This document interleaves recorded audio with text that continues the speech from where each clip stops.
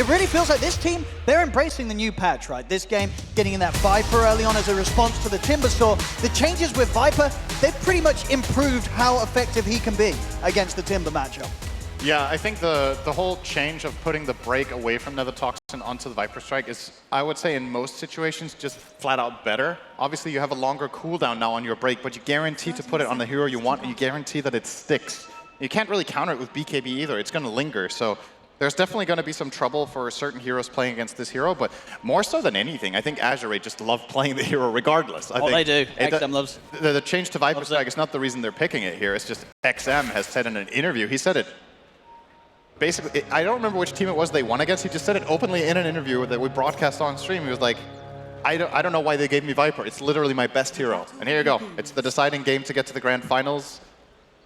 This is the hero you want. You're playing on when it matters the most, right? Absolutely. And we'll see what, in particular, they sort of make of the matchup as well. Of course, Liquid had their options. Some of the heroes that you really would want to play against the Viper were banned out, such as the Sniper. They settle with Nisha getting the Wind Ranger. Yeah. Do you like this? I think it's one of the best options they had. I don't mind the Wind Ranger pick at all. I think the lane matchup against Viper is pretty good. In the game, she's one of the heroes that can deal with him relatively effectively. Now, I'm kind of with what Brian was saying. I think it's a very good point that both lineups by nature are extremely snowbally with the way the cores work. So I'm very much looking more at the side lanes more so than mid, which I think is just going to be fine for both of them.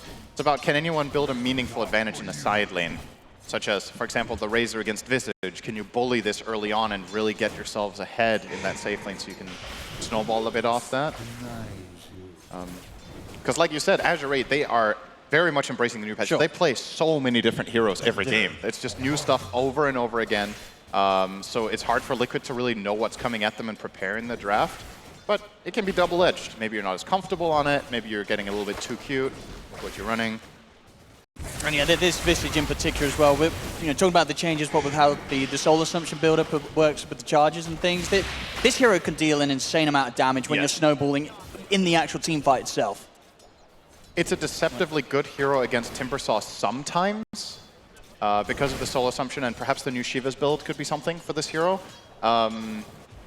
In the past, a lot of the time we saw Timber as a counter pick because he can just more or less ignore the birds and just tank the lane that Visage is pushing. But I think maybe with a couple of tweaks here and there, Timber's reactive armor is weaker now. Your Soul Assumption should theoretically be better, especially if you do get the Shiva's path. All right, seeing some pressure on XXS up here, gets lifted back. So they've got enough damage to take him out. They do. We have to get one, and they'll be able to get two. They get both of them there, XXS and Xingqiu. And we've seen it pretty much every game this series, right? Liquid always the ones to start the game off with the early kills. Yeah, they didn't even need Boxy for the first one either. They just flat out killed off the Visage with just the Rubik and the Razor. Pulled him next to Mega, got a nice Link plus field combo. So good start for Liquid here. They have had some explosive games off the back of Boxy's Nature's Prophet. It really feels like the hero that could define this game. If it is indeed snowballing for both sides, then that is that wild card that can get that ball rolling. It's going to go up to top again. Xingqiu just TP'd up here. He's actually getting absolutely hounded here by Insania. Will walk into perhaps a dangerous Sprout here. Yep, blocking him off. He might live, but this is really awkward. Not an easy spot to play his way out of. As a result, Mickey gets to walk the bird up top. Nice drain there. And as expected, mid is pretty much a wash, right? Like this lane is just easy. They're both farming. Tianming tried to step up here for the Lotus, but they shut him off with the Sprout. A few more right clicks, it'll get the job done. Saberlight able to take him out there with a good TP over from Boxy. So some good value out of that Nature's Prophet so far. Wonder where his next move is going to be. Probably even mid could become an option actually for Boxy. That can shift the balance here. If Nisha keeps harassing XM to this extent where he's down to a third health, a TP in behind and a Sprout block could lead to a kill, especially Nisha has 1 point in Shackle Shot. You're always going to line that up if you Sprout behind that Viper. Get the guaranteed power shot connection, a couple of attacks, and might be enough. Here we go again, Xingqiu. It's got immediate TP from Xingqiu. No chance of walking away from this as Static Link does get laid down. Down bottom, they'll try for Saberlight. Good nice interaction there at the Timber Chain with the beam. If it's enough though, Saberlight trying to juke through the trees. Another chain to get him away low. He's got another beam. Still not quite enough damage though. The courier's getting delivered. It has got the helm in, so he's just got the armor regen. It doesn't matter though. Tianming will manage to drag him back and ensure that they do get the kill. Crucial to get that perfect timing on the beam there. If he gets the first Timber Chain off, I think it would have made it out. He does make them work for it though. Like that did cost them quite a few creeps in the lane, chasing that far, but probably still worth it. See him try again. It will top lane, XXS. He's gonna have the stun for GQ to hold him back, but the static link continues to stretch over towards him. They've got the damage to take him out. And a lot of damage is built up on Mickey, so Xingqiu, he's got to run. Boxy TP's in. It was barely even needed. Mickey and Insane are pretty much doing that on their own. They get the 2 kills on this top lane as Mickey continues to have a very favorable start in the safe lane. I think this is this is actually my single biggest concern with the Azure lineup, is that I feel like when it comes to XXS, he's been having a really outstanding tournament, but I've seen a few games of him on particularly this hero where things just don't go too well on that Visage. And I just don't think the Nature's Prophet matchup is good for this hero. I think the early levels for Visage are so extremely crucial, and he's just getting constantly pressured by Boxy here that timing is getting delayed. So we're reaching a point now where he's level 3, Mickey's almost level 5. Perhaps they won't even need the Nature's Prophet anymore to just dominate XXS out of this lane. Gonna lay the pressure onto Xingqiu for now. Yeah, Boxy can afford to make these moves because Saberlight with that Helm the Iron will rush. He's pretty safe down here. Yeah. It's not easy for these 2 heroes to really kill the Timbersaw, even when he's on his own with that Helm done. I only imagine because it will inevitably get into that Veil, Shiva's Guard build down the line, giving him a lot of survivability here early on in this laning stage. For sure. And you also, on the other side of this for Azure, it's not easy. Yeah, here we go. XXS again, getting very heavily punished. TPs are coming in, but they cannot save him. The Sprout holds back Xingqiu. XM should be able to find Mickey. They even have Tianming turn up as well. They really want to get some sort of good trade going here, Azure, and they will. They'll surround Boxy. Xingqiu's able to kite him up. XM turning up there with the backup of Tianming to get the double kill. Fool me once, fool me twice, but the third time they're ready, this time Viper, I mean also he had a haste rune, right? So the timing was just perfect to get that rune on the Viper and get that punish. But that was what I was going to say was, it's difficult for Azure to solve the problem because they don't have a naturally ganking mid laner, right? Viper is pretty slow, a lot of the time plays static in lane, but with that haste rune definitely alleviates that problem. Goes up and XXS was still dead, so it's not like his game got much better. At the very least they improve things for other heroes on the board.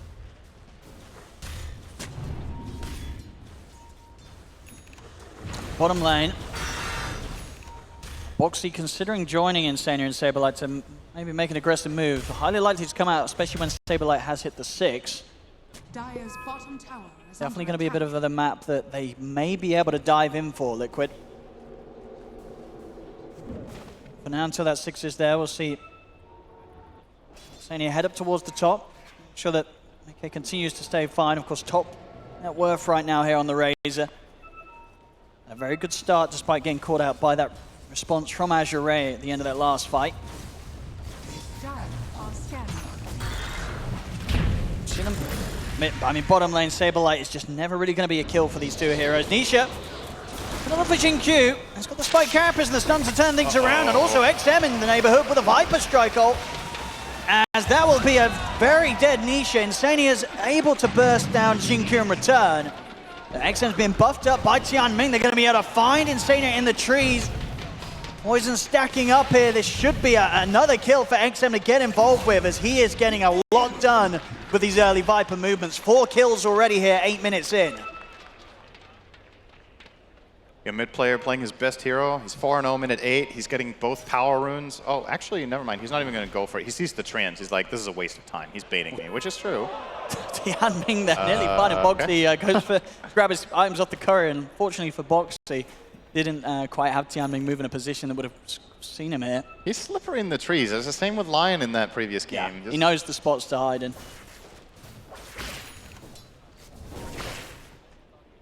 Up top, still keeping my eyes on this lane. I just know how important it is to Visage to get that level 6, and it is kind of late. Okay, actually maybe Saberlight. He's just so hard to kill. They need a +1. Radiant's middle tower Just the two of them alone, it's never going to be enough to kill Saberlight. They need a third hero. XM is here. This is going to be a big fight. Multiple rotations from both teams. Let's see what XM can do. He's going to target, of course, the Timbersaw first. Get that Viper Strike down upon him, but Liquid, they have the numbers. Nisha's in with the Shackle Shot from the side. They'll lose Saberlight, but Nisha with his amplified damage rune, he may be able to buy more. Power Shot comes in, takes out Tianming. Nisha could be ready to dive even further, looking towards XXS, but we'll respect the fact that Low on the Luna still in fighting position. They'll take the 2-for-2 trade. At a cost, Liquid not only just losing Saberlight, but the fact that Mickey goes down, they'll be able to turn it into a bit more of a favorable one as Nisha able to pick up a third kill. Xin-Q caught around the ward spot. And the original 2-for-2 trade, even though you lose 2 cores for a core and a support, you did end the dominating streak on XM, actually a mega kill streak. So that kill was quite valuable. That bounty going the way of... Why am I not finding this? Wait, who got the bounty? I think it was Nisha, right? Oh, it was Nisha, yeah. On top, Low. Trying to see if they can get Mickey in under the tower. Boxy TP's over. Is there any help he could provide with a Sprout of sorts? No, he can't quite reach around the trees to get towards him. Mickey falls. His lane, his start in the game was so good on that Razor, and now with these 3 deaths. Oh, hang on, Nisha walks into a Sentry He Ward. tries to sneak in, but indeed they were set up with the vision. Jump forward for Saberlight with the Chakras. Nisha's able to turn with the Shackle Shot onto XXS. Nisha perfectly fine. The rest of Liquid stand between him and Azure. Low, looking for Saberlight. As long as Saberlight's the one in between Liquid and Azure, it's hard for Azure to really chase on. They'll settle for Boxy by the looks of it. Into the pit they go. Can he push his way out of this with a Sprout? He cannot. They'll get Boxy, but the rest of Liquid safely escape. Yeah, with that starting with Nisha running into a Sentry Ward and getting caught off by a stun, that's probably an okay result for them. However, top tier 1 tower was full health. Gonna lose it entirely. Oh, nice. Just walk into 3 bounty runes minute 11. That's gonna feel great for the Rubik. A very close game so far. Yeah, very much one of the things that Azure is going to be incredibly strong with at this point. They take any sort of trade or force any sort of fight in which they survive through. They're going to be taking your towers very early on. In the mid, they get the catch in. Nicely done from Tianming, blocking off the escape from Nisha as Nisha's trying to retreat from this. Great telekinesis into Shackle, though. Both teams bringing out the top players here. Liquid the ones to come out on top of that. Nisha's able to live. On the other side of the map, I mean, it was mid. But on the bottom side of the map, Xin-Q claims his level 6. So Vendetta unlocked. Nature's Prophet about to get his as well. So Wrath of Nature here coming through for Boxy. Opens up some more global plays for both teams, really. Xin-Q can easily combine with any of his cores and look for kills in the side lanes, whereas the Nature's Prophet now, with the global presence, can push things just over the edge. Especially the Wind Ranger, I think, is going to really benefit from this. Because the focus fire kills are a little bit slow, so having that burst come through to get the job done and then get the hell out of there before the rotation comes in will be very nice for them. Potential unlocked here. Also, Nyx is one of those heroes where sometimes he just gets stupidly level starved and you feel very weak. If Xin-Q finds levels in this game and gets multiple levels up in Carapace before it's too late, that ability is incredible here. Timbersaw is going to chakra him and stun himself every fight. Wind Ranger, you're going to Maelstrom proc on him or something when you're focus firing, or you're going to hit a power shot through him. Rubik's Fate Bolt is going to bounce on you. Razor Plasma Field. He can effectively more or less guarantee a multi-hero Carapace every single fight because of the matchup he has. And mind you, this was a second pick Nyx, right? I think the matchups for the hero in this game are actually pretty damn good. So, might be something for AR to consider here, is to give Xin-Q a bit of experience whenever possible. Let's see what Nisha and Insania can find. They're on their way towards the bottom. There's no one here at the moment. They'll swing back towards mid. They want to try and see if they can catch XM by surprise. Looks like they can.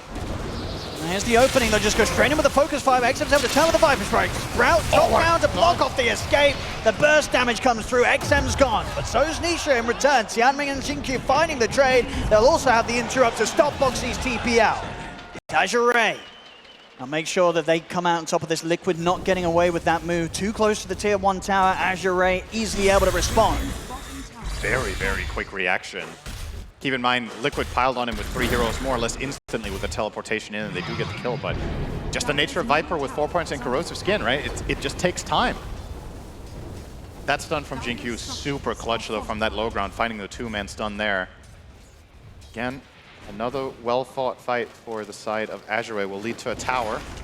This time in the mid, XXS will claim that. So a little bit of an advantage in that lane now. If they can keep pushing this out and force Liquid to show a core mid, that does give, especially the Nyx, way better conditions to play around the map. This hero really enjoys playing with heroes that inherently just push waves by themselves because he really doesn't want to do it. The hero's entire gimmick is to not show. So the more that is taken care of by others, the better.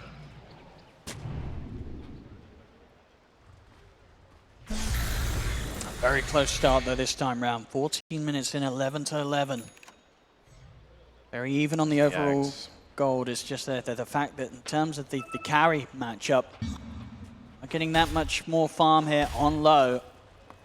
This is a very important item to highlight, by the way, the Axe just picked up by Viper, because this is going to swing the Wind Ranger matchup for quite a while. This is a matchup that historically Wind Ranger is really good in. She's just going to focus fire and kill you. But with the nosedive, you can disarm her and reset things. Maybe even kill her off yourself, get out. You also do way more overall AoE damage in the team fight as long as you get this ability off. And we've seen how these fights develop, and what it really comes down to is kind of just an absolute brawl where everybody stands their ground and somebody has more damage. Oh, Xingqiu. XM will definitely be He's on the going to be able to get that. a bit of a setup on a Saberlight. Jump forward here, the two of them. The two supports, it's Yanming and Xingqiu. They take down Saberlight alone. Really, really nice. An unexpected find. I think definitely not something Saberlight saw coming at all, that the two supports wouldn't be able to kill him off in that position. But yeah, Nyx with a good burst, and was talking about Xingqiu's levels just a moment ago, it feels like. He's almost got 3 since then. He's closing in now on level 9 on that Nyx, so really important involvement in that mid play as well as this one. He's now going to get 4 points into Impale and 3 in that Carapace. And this could very well lead to Azure just being able to take fight after fight. Insania just barely dodging the rebound stun there, would have definitely been dead. Not really easy for Liquid to force things, even though on the numbers they're not that far behind. Definitely feels like Azure's lineup has the greatest strength at this point. Especially the gap between low and mid is important. So yeah, it's only growing. Because this is a matchup that Razor can do really, really well in because of Luna's short range. But this is something you can very well combat with Luna with even a slight net worth advantage. It doesn't need to be massive. If you're half an item or 1 item ahead, you can get like a pike or whatever to deal with the static link. All of a sudden the dynamic can change quite a bit. Teleport. Yeah, this time round they've got eyes on Xingqiu. Tries to see what he can find entering into the triangle. Liquid are prepared for that move. I think one of the things as well that's going to massively enable low in these fights is because he has this Visage success with the build that he has, you know, he's Solar Crest, the Vlad, all things that are going to make this Luna very difficult to tackle in a full 5-on-5 team fight. For sure. I think this itemization is pretty much perfect from the Visage in this game. I guess it's also a pretty straightforward hero to build most of the time, but we have seen deviations from this. But yeah, you want armor. You want armor on your team. You want it against the Razor. You want it against the Wind Ranger. This will be... I mean, Liquid's heading over. Power shot comes in. They know it's low. Is anyone able to get in to put a stop to it? They are. Low's able to get the kill, get the Aegis, and also get Insania. Not able to piece together some sort of interrupt there, Liquid in time.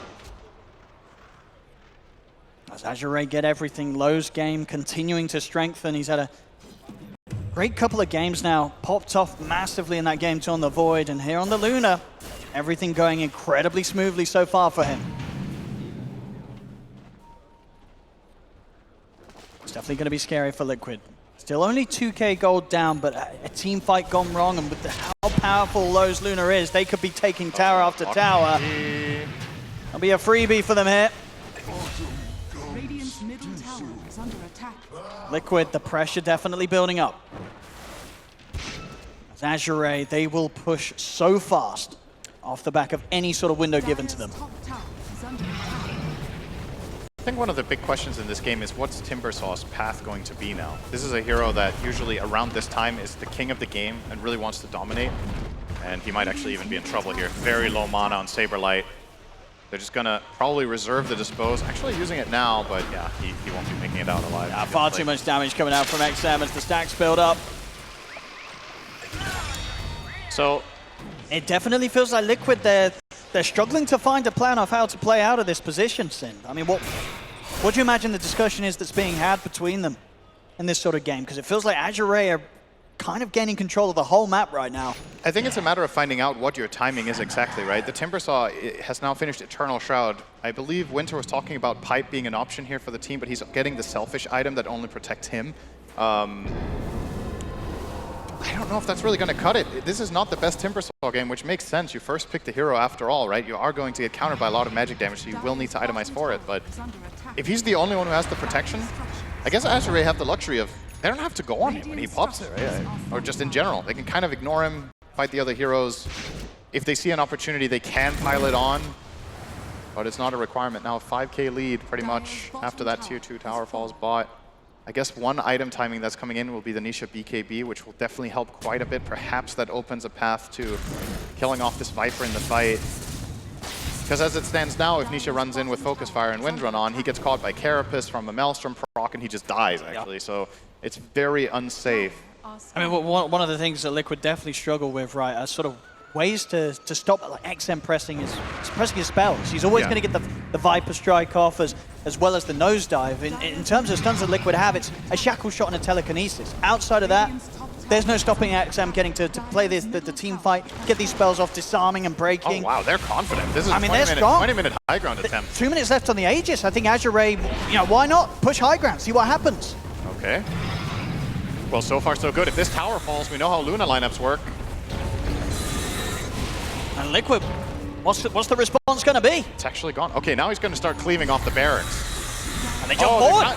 Okay. Going to try and get the catcher onto Saberlight. Saberlight, he's been broken for now by XM. They'll separate back from this. They'll try and lead in on towards low. See if they can take him now once, but he's able to Hurricane Pike himself back to the safety of the low ground. Nisha pops the BKB. He's committing it with a Focus Fire onto XM, but it's not enough damage. XM's able to get away. Big damage coming in though for Saberlight as he cuts through Jiaming, but they turn towards him. Saberlight, he tries to demonstrate away, but he's not going to be able to make it out of there. XM trying to finish him off. They'll get him. They'll bring down Saberlight. Low still alive here with his first life. He still has the Aegis to rely on. Mickey trying to retreat, but the nuke damage comes over the Soul Assumption. Mickey to fall. They'll finally get the Aegis out of the hands of Low, but there's just the 3 of them left alive here on Liquid. As Azure, they can look to continue to push for more. They can finish off this Rax in the mid lane. We'll see if they want to try for more. I think they can. Yeah, Low's just straight up to the top lane. There's no Mickey, there's no Saberlight. And force out the fortification. We'll see if that's going to be enough to push them back for now. Tianming will jump to the low ground. Nisha's not able to catch him in time with the shackle. Oh, big Mickey. I mean, Boxy tried for a very aggressive move there. They were ready and waiting for him to TP in. XXS blows him up. Yeah, Boxy trying for a little cute move there, but they're not. I mean, first of all, they were completely ready for it, and he just TP'd in full vision, but I don't even know if that would have worked regardless. Like, Liquid didn't really have enough in the tank. What an insane Solar Crest fight this was. Low got kept alive for so long. He did. Consecutive Solar Crest usages. And Nisha, as we saw there, just tried his best to commit fully onto XM during the BKB. At this stage, though, he just doesn't have the damage, even with the Focus Fire. And Jet Low on this first life, living so long, causing so many issues. Right there is absolutely game-changing. That would have been the Aegis, and Mickey would have survived if they didn't get that perfect Solar Crest timing out. Coming out from XXS, big play on 2% health or something. That Luna alive. That's another Tormentor for both teams. So Saberlight will now unlock the Flamethrower. And for the side of Azure, we get the Marcy one. So the rebound, lower cooldown, and it can be cast on enemies. Not really that relevant, it feels like, for how this has been played so far. I'd say the Timbersaw one is more likely to have an impact. 9k lead now, though. We did set the stage for potentially snowbally game. Liquid really needing to defy the odds here to pull this one back after the last couple of fights have just been all Azure. If they get another Aegis, it feels like it might just be impossible. So they have to be able to fight out on the map before that happens. See if they want to try and go for XM. They're not. They're getting out of it. Mickey, moments away from being found there, but yikes. We'll get fortunate with the TP. He's out. Now Liquid just trying to push these lanes out and do everything they can do to just keep this Luna and the team away from the high ground. Liquid lose another fight close to their base. They'll easily lose at least a second set of racks and maybe even the game with how quickly Azure can push as long as Low survives. See the replay there. So Boxy not in vision. Mickey. Jinkyu. Oh, he missed. Yeah, okay. He actually got it off in time. It was a good effort to try for that, yeah. Barely off the side.